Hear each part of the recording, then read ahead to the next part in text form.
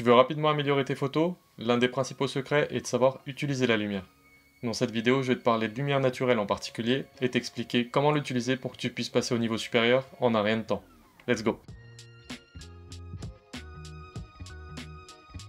La lumière naturelle, c'est l'élément clé qui va influencer l'ambiance, la qualité et même l'émotion que ta photo va transmettre. Une bonne lumière peut rendre une scène banale spectaculaire. Avec la lumière naturelle, l'avantage c'est qu'elle est gratuite, disponible partout et souvent plus flatteuse que les lumières artificielles. Mais attention, la lumière naturelle varie énormément en fonction du moment de la journée et des conditions météo. C'est ce qu'on va voir tout de suite.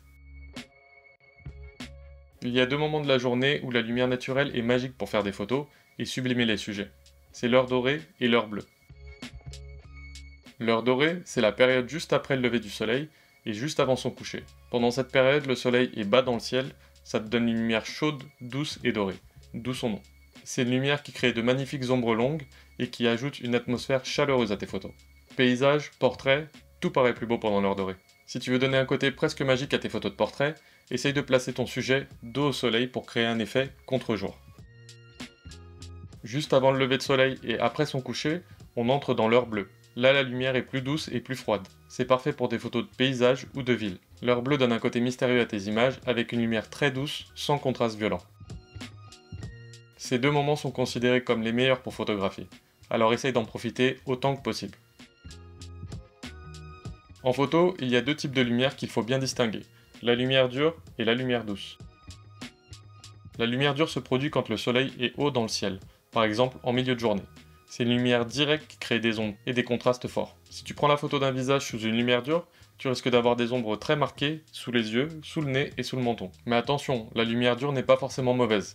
Elle peut être utilisée de façon créative, par exemple pour accentuer les textures et jouer avec les ombres.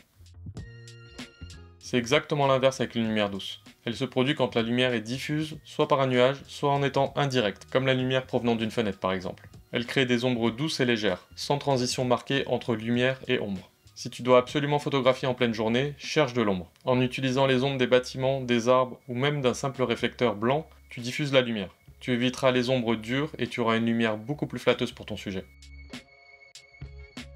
Les fenêtres sont tes meilleurs amis quand tu veux utiliser de la lumière naturelle en intérieur. Elles agissent comme un grand diffuseur qui va adoucir la lumière du soleil avant qu'elle n'atteigne ton sujet. Pour un portrait ou des photos d'objets en intérieur, rapproche simplement ton sujet près d'une fenêtre. La lumière sera douce et naturelle. Tu peux même jouer avec les angles en fonction de l'effet que tu veux obtenir. La lumière de côté, elle ajoutera de la profondeur à ta photo. La lumière de face, c'est parfait pour des portraits flatteurs avec une lumière douce. Le contre-jour pour créer un effet silhouette ou un halo lumineux autour de ton modèle. Si la lumière est trop forte, tu peux encore l'adoucir en ajoutant un rideau blanc ou un drap fin sur ta fenêtre. Ça va diffuser la lumière encore plus. Avec la lumière en général, utilise des réflecteurs. Le réflecteur, c'est l'outil qui te permet de renvoyer de la lumière là où tu en as besoin.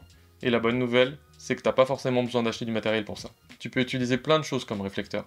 Une feuille de papier blanc, un carton recouvert d'aluminium, un miroir, un mur blanc. L'idée c'est de renvoyer la lumière naturelle vers ton sujet pour adoucir les ombres. Si ton sujet est éclairé par une fenêtre sur le côté et que l'autre côté de son visage est dans l'ombre, tu peux utiliser un réflecteur pour équilibrer la lumière et éviter les ombres trop marquées. Place le réflecteur à l'opposé de la source de lumière. Tu auras une lumière plus uniforme et plus flatteuse. Fais des tests avec des objets du quotidien pour voir comment ils influencent la lumière. C'est un bon exercice.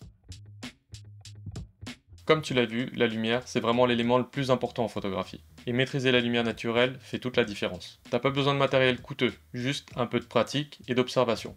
Prends le temps de regarder comment la lumière évolue tout au long de la journée et essaye différentes techniques et surtout, amuse-toi. N'oublie pas, photographie rime avec créativité, donc pas de pression. Avec ces conseils, tu verras tes photos s'améliorer rapidement et surtout, tu prendras encore plus de plaisir à shooter. Si t'as aimé cette vidéo, pense à t'abonner. Et moi je te dis à bientôt dans un nouveau tuto.